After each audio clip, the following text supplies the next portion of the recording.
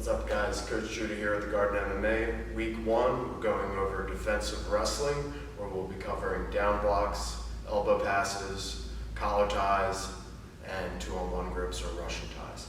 First up, we're going to go over our partner taking an aggressive collar tie. They catch us by surprise. They're in a match league and lose our balance this way. We weren't ready for it. We weren't ready to exploit the single leg they were giving us. We're just not ready. So they club us hard. Hold on. They club us hard, and as they grab and they pull our head, pull, and take a grip to the outside from here. I'm taking an outside collar tie to catch my balance, make sure that I'm not snapped to a front headlock or set up for an ankle pick. Now from here, I'm taking an outside collar tie. My hand is on the outside of their collar tie. I'm taking a wrist tie. I can also take a forearm tie. It depends on where their head is. If they pull my head in a little closer to their head, I'm probably going to have a forearm tie. If the arm is a little straighter, you can have a wrist tie. If you're taller than your opponent, you can also cut your elbow down and over their bicep, but let's just match a regular outside tie. But if you have the height advantage, you might as well take it and cut your elbow down on top of their bicep. So from here, I'm not just shoving their head away.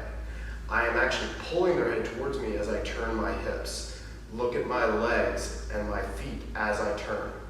I shock, and now from here, I'm going to a Russian tie. Do not circle towards your opponent with a Russian tie. They can take a front headlock, right? So we don't want to give them a front headlock. Right from here, we're going to be circling away from them. I am keeping my shoulder on the back of their shoulder. I am pulling my elbow towards my own hip. I don't want to leave my elbow flared like this away from my hip, holding their arm, because they can reach over with their left hand, grab my elbow, and pull up on it. That breaks the grip. You can go for a lot of different offenses from there. Main thing is you keep it nice and tight to your body, chest proud and forward, circling away from your partner. That will make them have to circle.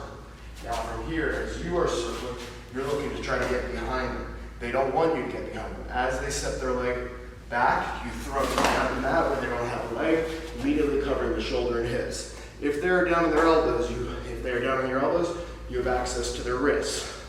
Either hand, both wrists. If they're posted up on their hands, you won't have access to the wrists, but you can take a far collar tie from here at the claw, right? We're going to combine that with a spiral ride, where I am internally rotating my hand into their thigh here. The thigh prise, spiral ride, navy ride, that has a lot of different names. We're going to turn them, knock them down to a hip. As we knock them down to a hip, we're going to turn.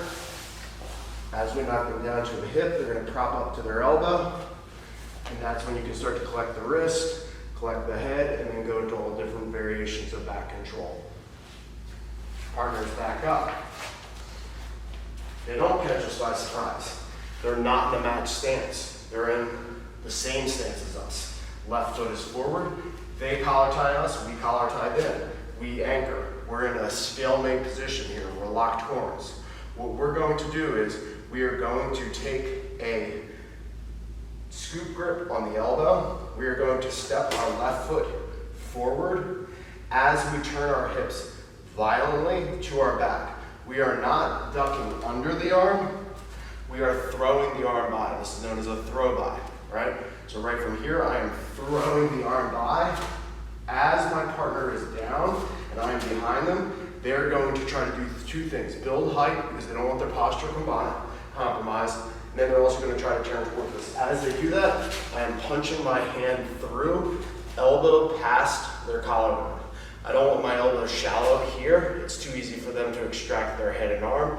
From here, we are punching the elbow all the way through, thumb down, gable grip, head to head. We are circling towards them as they step, we step behind them, and we can kick them back. Next, if you're in a match league, our partner has the right leg forward, we are very vulnerable to single legs from here. So we need to exercise defensive responsibility. Our lead leg, that arm should be down, right? From here, we can perform what is known as a down block. So when my partner goes to reach for my leg, I down block by stepping my leg back and shooting my arm down, which can then become an under. Without my partner doing anything, this is the way it will look. I'm just going to step my leg back. I'm not straightening my leg, and I'm not putting my leg back and touching the ground.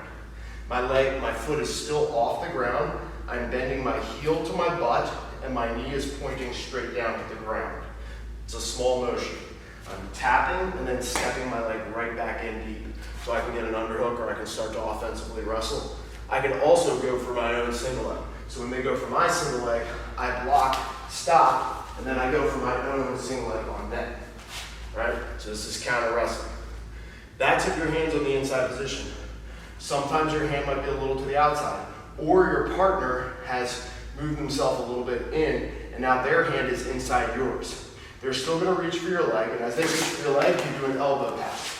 What you're doing is you're C gripping, or Lego man grip, right from here, on the tricep, not the forearm from here. You want to hit the tricep or the upper arm. You're passing it across your body, and from there you get back exposure. You can come to the hip, go into various lifts, stepping behind the person, right? So now from here, our partner has a matched lead. They're reaching for our leg. We pass the elbow across, and we get back exposure right from here, or we get a flanking position. Usually we'll get a flank from there. Last thing from the Russian 2-on-1 tie. Russian 2-on-1 tie can also become an arm drag, building off our material from the previous rotation through the curriculum. So our partner takes a collar tie. We take an outside collar tie and a wrist tie. We step our foot to the outside because in this case we have matched leads, meaning our partner's right foot is in front, ours is left. Don't try to do this from inside foot position, guys. You're going to put yourself at an inherent disadvantage here. Step your foot to the outside of theirs.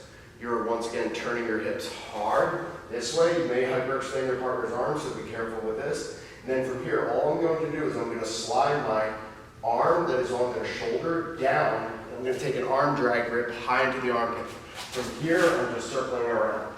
Turn this direction, so right from here, collar tie, shooting right from here. You get the Russian tie, we're going to slide this grip down, take this inside arm, our right arm to their right arm, scooping at the elbow, coming around, covering the hips, circling all the way to the side, making sure that we're stepping in and getting good position from here.